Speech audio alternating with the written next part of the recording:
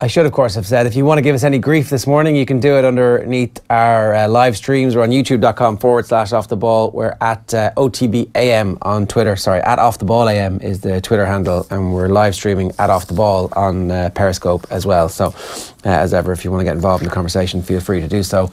Facebook.com/offtheball for a follow and like as well. So let's bring you through the first of the newspapers. I think I'm starting with the, as you can see, I'm very well prepared this morning with the Irish Independent.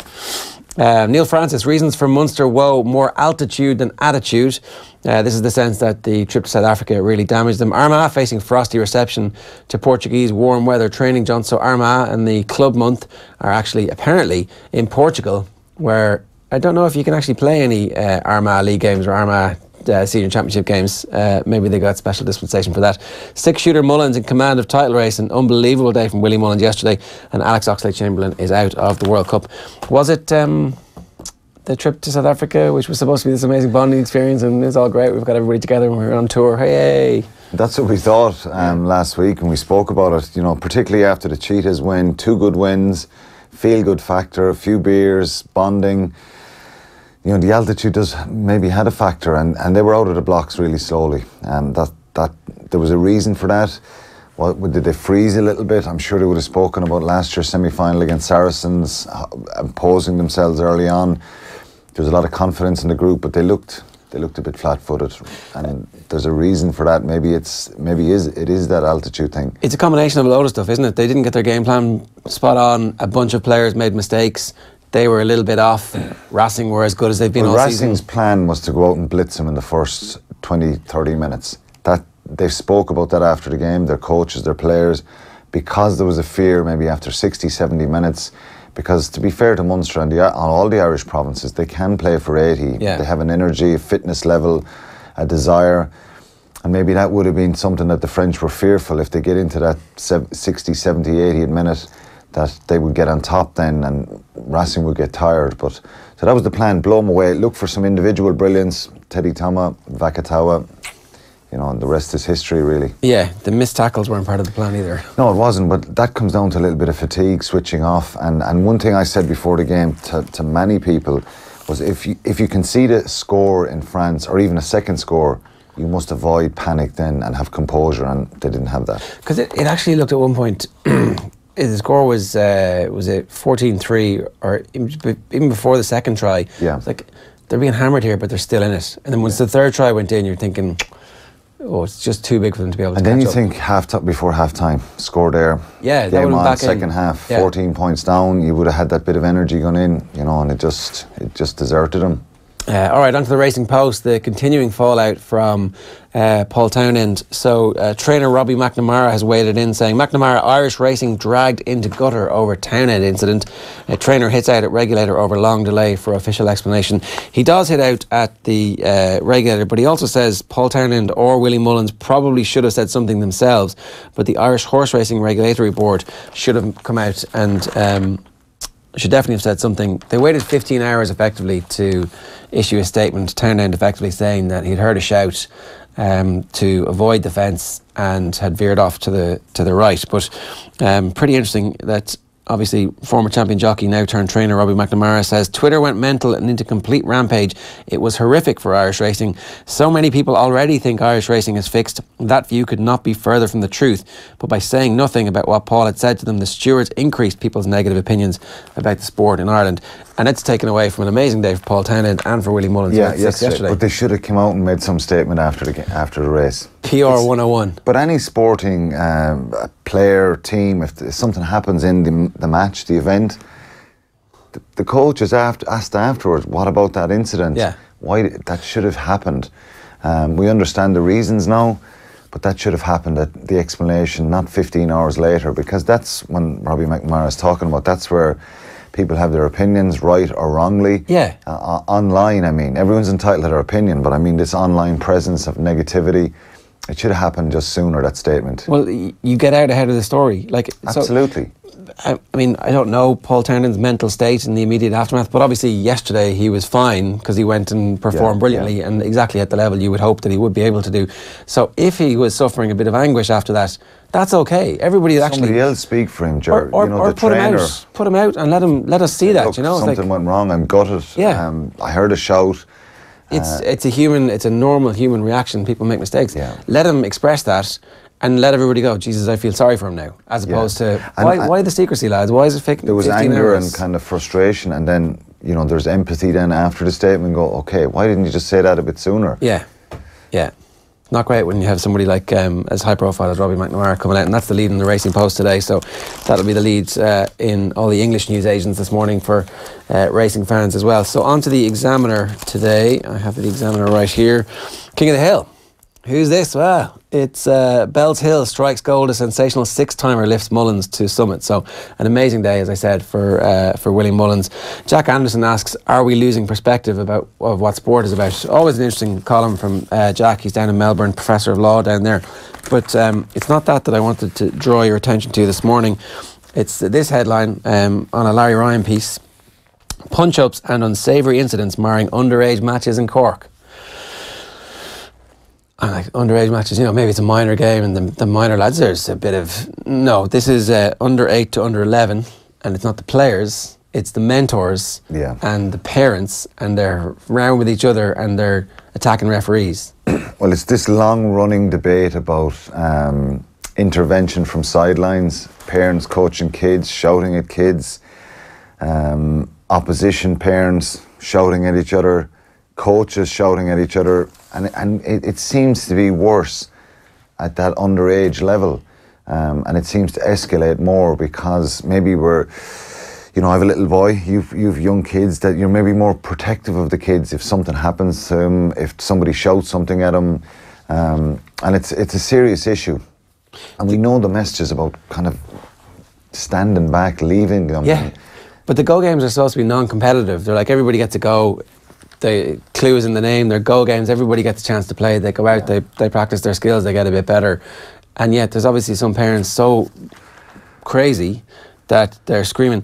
We've had a parent so enraged by a mentor's behaviour refereeing an under-8s game that he felt the need to confront the opposing mentor after the match. We had a punch-up on the sideline between parents and mentors. We've had a parent threatening a young referee. This is all reported in the Evening Echo. Colm Crowley is a games development administrator who runs Cork's Go Games, and he's like, I'm going to throw my hat at this. Like, why would I get involved in this unless it changes? Yeah, I can't understand it. It's crazy stuff. It's just hard to police it as well, because how do you take that emotion? These messages keep being sent out to people about that intervention as parents, as mentors, how you deal with particularly underage kids. It's a mess, really, you know, and it's a hard one you just got to keep kind of hammering home that message that sometimes you just got to stand back, let your kids at it. If there's a bit of rough and tumble, you got to still stay back from it if the decision's by the referees, because it is very frustrating. I've been at those underage games where you're like, Jesus, the referee. Are you one of those parents? No, I'm not. I've made a pact with myself to, after playing the sport and being involved in that heated stuff out in the field, to stand back. And sometimes my little fella is frustrated or angry with something, and he's maybe looking for me, and I've had to stand back. Yeah. But you know what? Any of these referees, you know, the game wouldn't go ahead without them, and some of the decisions are wrong. Some of them are maybe frustrating, but you just gotta let. I'd say the decisions at underage sport are no worse than the coaching at underage sport. Like, the coaching at underage sport is probably. And some of the coaching intervention is a problem as well, Ger, where you have coaches from each side and they're halfway into the pitch and they're kind of dictating what should and should happen to the young referee or to their own players or to the opposition players. You know, so there is a problem there with that coaching intervention as well. Yeah. People say it's just vicariously parents trying to live through the kids, but it's not really. It's like it's something more sinister than that even. There is, but you get entangled in that emotion as well when it's your child and something's going wrong. And look, none of us will allow, you know, something that shouldn't be happening with your children. It'll frustrate you. But as regards the heat of the battle, the match, winning, the losing, there has to be a bit more silence on the sidelines for these games. And they have to learn to lose. That's the whole point of this. Absolutely, absolutely. We hate losing though, don't we? Yeah, but that's fine. It's like, it's okay. I used to play five-a-side soccer with the boys in Limerick when we trained there with Munster, and Jesus, that was as bad as losing the match at the weekend. because of the grigging coming off the pitch or off that indoor track that we played in UL. It was horrendous. And what are the sidelines like in the matches that you're at? By and large, good, but there is a lot of parent intervention and shouting and coaching from the sidelines up along. And I've tried to just kind of slip up to the corner when my little fella's playing and let the coach look after it. Yeah. Taking guys on, off, the disappointments of that, rotating players. It's easier said than done now, you know, to be honest. But I find what frustrates me when I'm at some of these underage games is the coaching interventions. And as in they're saying the wrong thing, or they're too aggressive, they're kind of too, you know, going at the referee themselves a little bit. Rugby? A little bit, yeah, and there's a lot of shouting going on. Look, in an ideal world, and it's very difficult to manage, we've got to try and stand back and separate that and just keep beating that drum and sending out that message, because it is causing, one little incident can escalate to someone. You said something to my Johnny and how dare you shout in something, and then there's a parent kind of moving over, and it's creating that angst, you know. Yeah, well, I mean... And sometimes there's nothing at stake. These aren't cup finals. Well, so the goal games, there's nothing at stake. Everybody's supposed to be a winner at the end of it. That was kind of the point of that. It is a bit crazy, all right. Okay, so the Times Ireland, we only have the PDF of this one this morning. The horrific story of the Irishman who is in hospital fighting for his life at the moment, former chairman of the Dunboyne GAA club, and just stick the headline back up for me there, sorry. So Rome to step up security after assaults, no alcohol around the stadium and extra searches. Obviously it's too little too late. The Roma fans have a history in European football of absolutely scumbag behaviour, stretching back 2 decades at this point, and yet there was no sense that was imminent last night. There was no sense or 2 nights ago. That's the craziness about this, is UEFA have released a statement saying that they're going to investigate and they're going to take action. How long has this gone on now, Ger? Like, how many matches? I saw from one of the journalists in the UK yesterday, soccer journalists, tweeting about the history and how many times this has happened, particularly to English teams. And in fairness, the English supporters, a lot of the time, they have a bad reputation and they get, you know, they get involved and they're not squeaky clean either. But this has gone on so much with Roma fans, and you know, some sort of serious intervention has to happen here. Yeah, and the response from the Liverpool fans and from Liverpool to the situation Sean Cox finds himself in has been, you know, it's awful. It's great to see that they've had that response, and hopefully he makes a recovery. So we send him our best wishes as well this morning. For sure. What have you got for us? Okay, my papers are, I'm going to start with the Irish Times, and it's the match last night, Real Madrid, Bayern Munich. Real Madrid winning 2-1 away from home. Clinical Madrid make most of Bayern's mistakes, and that was probably the story of the game. Mistakes from both sides.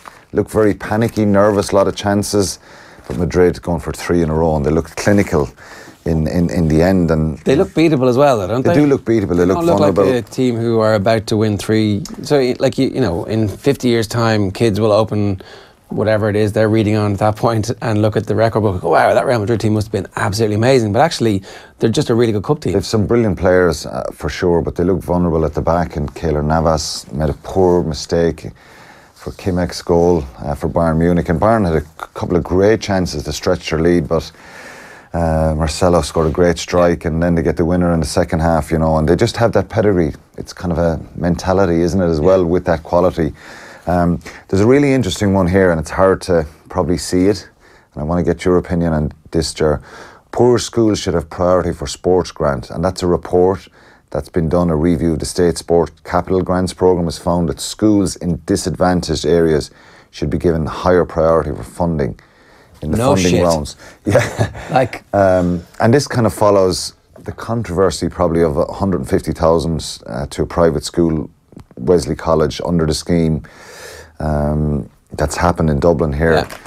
So basically what we're saying is schools who need the money will get the money. Should get the money rather than maybe some of the private schools. Yeah, 100%, right? This is exactly how this should be spent. Yeah, and I was at an event the other night actually that was going through all the funding and the from the Sports Capital Programme, and it's really interesting to see the stats, the numbers, and the sports that get more. And there's a massive interest in clubs, and maybe a lack of education about how they can apply for grants, how they can, how they should apply every year, and even if you fail, you should come back the next year about improving your facilities from the sporting club point of view, but here from the school situation, it should be. With all of these things, it's difficult. Like obviously, you can't just hand money out willingly. And there's a case, taxpayers. There's a good case everywhere for some sort of funding or sports facilities. One of the things we had a basketball club from Cork, it was Neptune on, and they were talking about the roof of their stadium needs to be fixed, and they have a bunch of Desh schools in the area who use the basketball hall as a PE centre, and they didn't qualify because they weren't disadvantaged enough, even though there are a bunch of Desh schools right on their doorstep. Their facility, yeah. So basically the problem here is that the forums are so complicated that you need someone who knows how to fill out forms. 100%. The top schools in Ireland have former pupils who are barristers and town planners and whatever it is, whatever consultants, whatever strata of society that they exist in, where filling in forms and getting money from various people is a relatively straightforward thing for them. They probably have somebody in their office who can do it for them. And that's the key. We should try and download the information, pass it on to someone who's maybe in the habit of filling out forms for grants, for it turns out your local TD no doubt will actually have somebody who can help you fill in these forms. Yeah. Now, I don't really think that's a good use of your local TD, but unfortunately the corruption of the system in Ireland, the way we've set things up where your local TD is the person who gets you shit, like unfortunately we live in that country. If that's what sports clubs have to do to get 150 grand to allow kids to go out and play, then that's the system. But you know, Ger, a really interesting point is there's so many clubs who apply and their applications are invalid. There's something like 28% of applications. They were saying that was a great figure because it used to be 50. It's like, oh, she's only 28 now. You know what the percentage should be for applications? Zero. They should be zero. Yeah. In other words, you should have your application, find the information. If you're unsure of stuff, go and get the relevant information and help to make sure that when you hand in your form, that look, it's 100%, there's no mistakes on it. You know this is what you're entitled to. Like there's a situation where for some capital grants, for floodlights for a pitch, that maybe you might have to have 10% of the funding yourself. So if it's 80,000, you have to have... Go and fundraise, yeah. You know, you have to have 10,000 or whatever the number is first, and then you get the 70, and then you get the job done. So understanding and not making those kind of mistakes and knowing your percentages and all that kind of stuff and what you're entitled to. I do think preventing private schools from being able to access funding for capital sports grants for at least the foreseeable future is the way to go, so that we can have a proper sense of why are we doing this, what's the point of this. It's to try and make sports facilities available to those who need the most. Need it. Like if you've already got 14 hockey pitches, I'm sorry, we shouldn't be paying for another one. Yeah, 100%. Okay, the next one is that's a good story, and we'll definitely come back to that one about the sports grants, and maybe if we get someone on to chat about it, it'd be brilliant, who've experienced maybe applying for a grant and, you know, had frustrations. This is the Herald. Salah battles, striker delays talks on contract. This one is making me nervous now. Surely Liverpool have learned their lessons. You give him 250 grand a week right away and you say, whatever you want, just stay. Well, I think that's what they're trying to do, but his initial contract is he's 75, 80 grand a week, which is terrible money, isn't it? But you imagine that... So I don't think anybody knows how much he's getting. So we were sitting in the office today and Tommy was like, oh, 75 grand a week. And then he was like, oh, it's actually 120 according to this place. So there's a lot of different misinformation. And his agent and himself have kind of said, let's forget it till the end of the season. I think it's the right thing to do because he doesn't want this be embroiled in that pressure that now at such a crucial stage and phase from, number one, make the Champions League for next year in the league proper. And, you know, they're in a great position to maybe win it. I don't know why I think this, but you never felt like Luis Suarez was there for the rest of his life. And you never really felt... For a while you felt Fernando Torres might be, but ultimately there was always a sense that they were passing through. I don't have that sense with Salah. Yeah, and I have this... maybe I'm being a bit naive, and maybe yourself, but I feel that Salah and Klopp have kind of... Some kind of relationship. Off. So it depends what happens. Look, there's been Firmino, I'm not as sure about. Like, I just because... I don't know why. Like, he's reaching a peak and I don't know if it's just that Brazilians move all the time. It's kind of part of the football culture. It's like you move. You put your wheelbarrow out and you collect the cash as you go. Like, but... Because I think that it's a trio that they have and they need to keep all of them. I think that Salah gets space and freedom because the other two are so dynamic and so brilliant. Yeah. Well, they've been incredible, but I hope I'm right about the Salah thing, but I think, look, from where he's coming from Roma, and maybe not going that well for him at Chelsea before, and Liverpool thought they'd signed him that time. Hopefully he will stay, but what a season for him. This is a story from Conor McKeown just about the Coola quarter of 3 weeks to prepare for their hectic Leinster senior hurling campaign. And Sean Moran is talking about it there. I think there's 4 players: Sean Moran, David Tracy, Keane O'Callaghan and Jack Malone, who only 4 players from Coola are going to be in that hurling squad, but they're talking about the pressure, the 11-month season. How tired they are. Mentally. And roll over from last year. Maybe the expectation of these guys coming into the hurling panel now for Ger Gilroy, how does he manage that? Pat Gilroy, so your cousin. How does he manage that and get the best out of these players and have them fresh? And the other story here is Richie Hogan, woe for Kilkenny. He's unlikely to be fit for Kilkenny for their championship, the first round anyway. He's been out since last year. And maybe the whole Leinster championship. He's got a bad back. It's one of those injuries that seems to be... It's unbelievably frustrating for him. But let's hope we get to see him back. If you added Richie Hogan back into that Kilkenny team, and Paul Murphy and Colin Fennelly, that's a good team. Yeah, serious team. And maybe they just have to let they're on the way back as well. You know, Cody seems to be getting the best out of him. Salah the century. How Liverpool exploited Roma cash crisis to grab Player of the Year for just 38 million.